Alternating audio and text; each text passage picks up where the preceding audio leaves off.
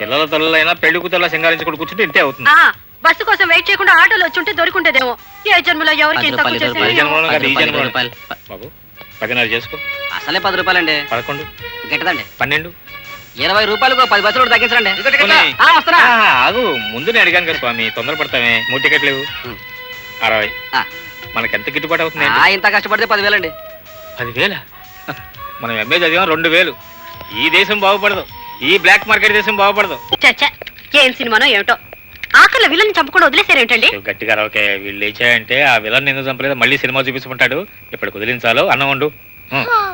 ఏయ్, ఊరికే తూలకు అన్నం తినేసి పడుకో. మళ్ళీ అర్ధరాత్రి లేచి ఆకలంటావు.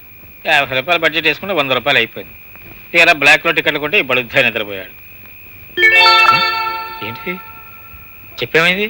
ఒకటే రే రే చెప్పేమైందిరా? ఎక్కడ వదిలేసావు? సినిమా హాల్లో.